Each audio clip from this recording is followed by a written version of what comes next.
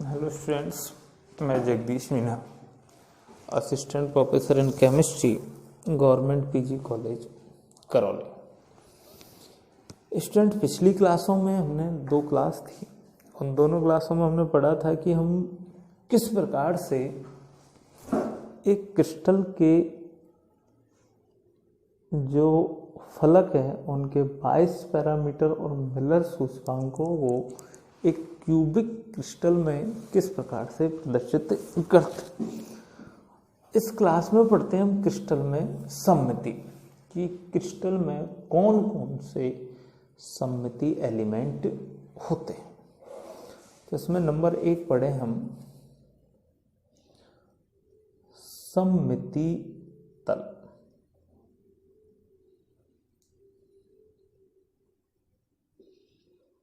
कि सममिति तल किसे कहते हैं।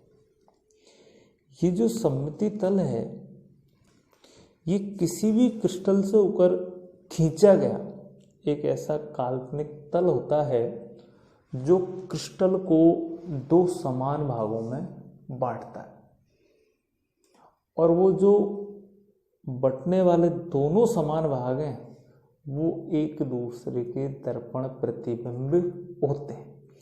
तो ऐसा जो तल है उसे कहते हैं हम सममिति तल। जैसे हम एक सामान्य सा उदाहरण लें कि ये अल्फ़ाबेट का ए है। अगर इस ए को हम यहाँ से काट दें, या फिर ये बी है, इस बी को यहाँ से काट दें, तो ए को काटने पर हमें इस प्रकार के 2 पार्ट प्राप्त होते हैं,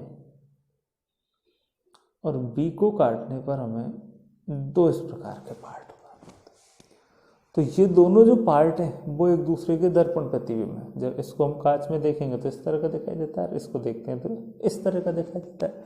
तो ऐसा जो तल है जो किसी क्रिस्टल को समान भागों में बांटता है और दोनों समान भाग एक दूसरे के दर्पण प्रतिबिंब होते हैं, उसे कहते हैं हम सममिति तल।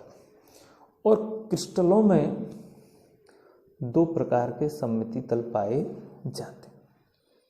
नंबर 1 आयताकार तल, और नंबर 2 विकर्ण सममिति तल।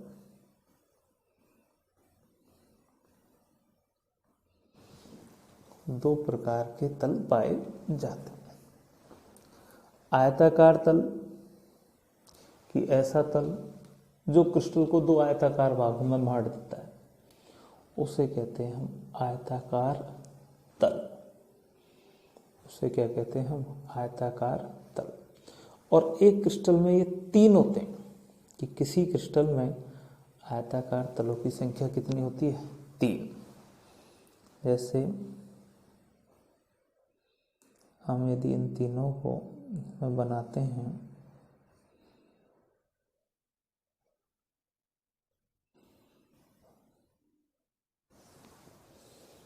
तो ये एक क्रिस्टल है और इसमें 3 आयताकार तल, कि हम एक बार इसको यहाँ से काट दें तो दोनों पार्ट एक दूसरे के पैरेलल हो गए। एक बार यदि हम इसको यहाँ से काट दें 2, और एक बार यदि हम इसको यूँ खड़ा काट दें तो ये क्या होगा? इसके तीनों आयताकार तल। नंबर 2 विकर्ण सममिति तल।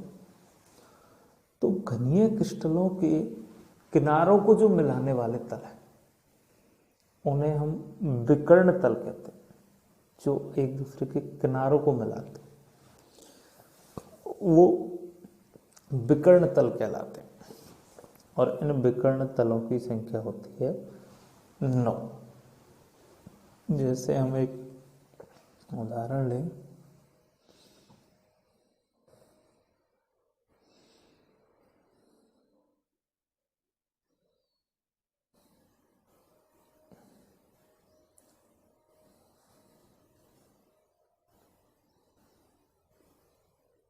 ये इस तरह इसके किनारे हैं, इन किनारों को मिलाने वाला, जैसे मान लीजिए ये हो गया, ये हो गया, ऐसे पीछे और बैक साइड। तो इस तरह से इसके ये 9 होते हैं। तो ये तल कहलाते हैं विकर्ण सममिति तल। तो इस प्रकार हम कहें कि किसी घनीय क्रिस्टल में कुल 12 तल पाए जाते हैं, 3 आयताकार और 9 ये जो विकर्ण सममिति तल हैं इनकी संख्या 6 होती है। विकर्ण सममिति तलों की संख्या कितनी होती है? 6। तो कुल 9 सममिति तल पाए जाते हैं। कुल कितने सममिति तल पाए जाते हैं? 9।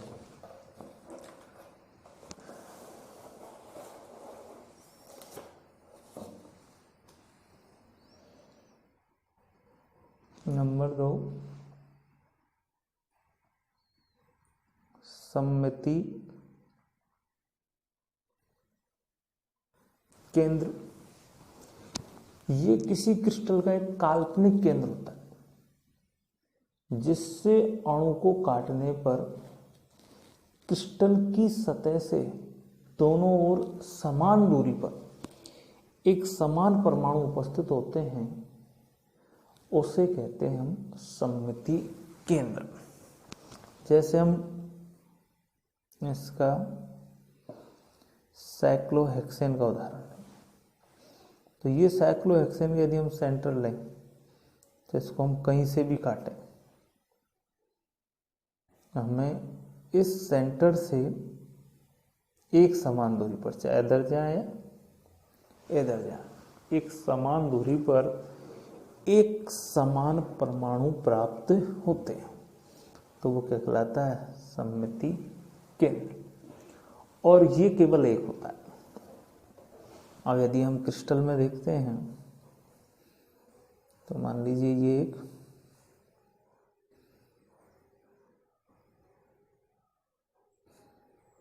क्यूबिक क्रिस्टल है। अब इसको चाहे यहाँ से काट लो, इस सेंटर से यूँ काट लो, या फिर इस सेंटर से यूँ काटो या यूँ काटो। एक समान दूरी पर हमें एक समान परमाणु प्राप्त होता।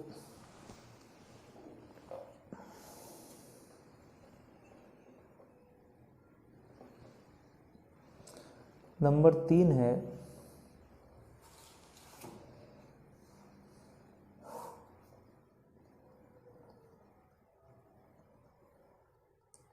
सममिति अक्ष। सममिति अक्ष तो किसी क्रिस्टल का एक ऐसा अक्ष जिस पर क्रिस्टल को एक निश्चित कोण से घुमाने पर जो प्राप्त संरचना है कि उस अक्ष से एक निश्चित कोण से जब हम क्रिस्टल को रोटेट करते हैं, घुमाते हैं, तो उस रोटेशन से जो संरचना प्राप्त होती है वह संरचना उसकी मूल संरचना के समान होती है। तो उसे कहते हैं हम उसका सममिति अक्ष। और क्रिस्टल में 3 प्रकार के सममिति अक्ष पाए जाते हैं। नंबर 1 C2 सममिति अक्ष।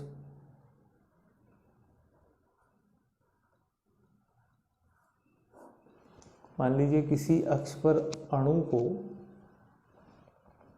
हम 360 डिग्री कोण पर घुमाते और 360 डिग्री कोण पर रोटेट करने पर 2 बार हमें अणु की मूल संरचना के समान संरचना प्राप्त होती है। तो उसे कहते हैं उसका C2 सममिति अक्ष। यह कहते हैं कि किसी क्रिस्टल को 180 डिग्री कोण पर घुमाने पर हमें उसकी मूल संरचना के समान संरचना प्राप्त होती है। तो 180 पर घुमाने पर एक बार प्राप्त हुई तो 360 पे घुमाएंगे तो हमें वो 2 बार प्राप्त होगी, तो वो कहलाती है C2 सममिति अक्ष। और ये जो C2 सममिति अक्ष हैं इनकी संख्या होती है 6। जैसे एक ये क्रिस्टल है,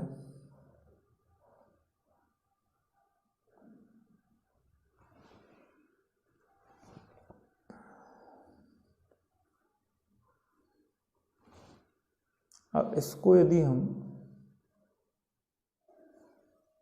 180 डिग्री कोण से घुमा दें तो ये जो हमने इसके गहरे गहरे कोने किए हैं जिसमें हमने 4 अवयवी कण मान लिए, ये चारों अवयवी कण कहाँ चले जाएंगे 180 पर?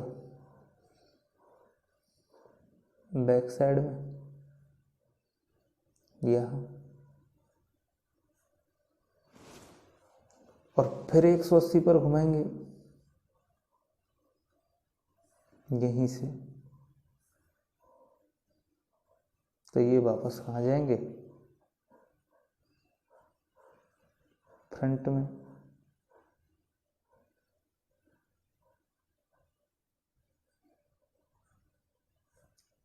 तो हमने 360 डिग्री से घुमाया तो हमें 2 बार इसकी मूल संरचना के समान संरचना प्राप्त होती है, तो ये क्या कहलाई? C2 सममिति अक्ष।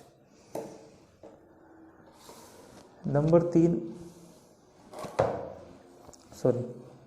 2 C3 सममिति अक्ष।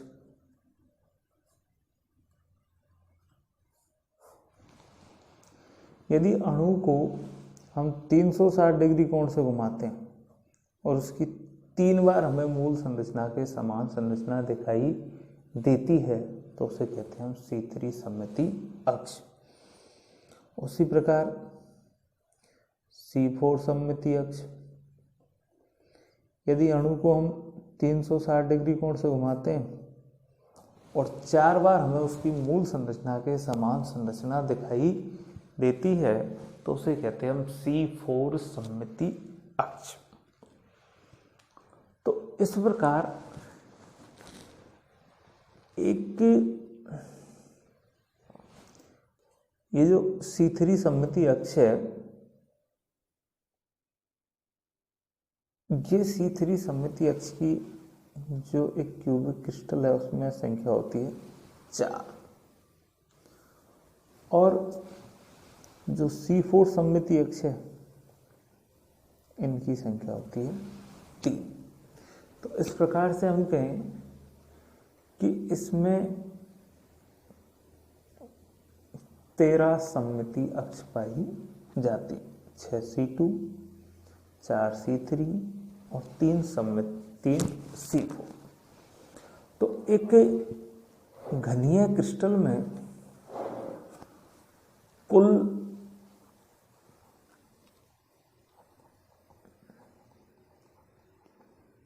13 सममिति तत्व पाए जाते, 13 सममिति अक्ष पाए जाते हैं।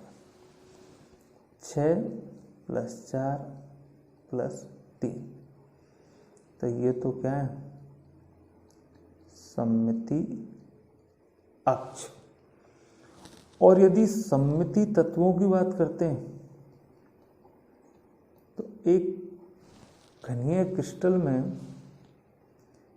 23 सममिति तत्व पाए जाते हैं। 9 + 13 + 1, 9 उसके सममिति तल, 13 सममिति अक्ष और 1 सममिति केंद्र। धन्यवाद।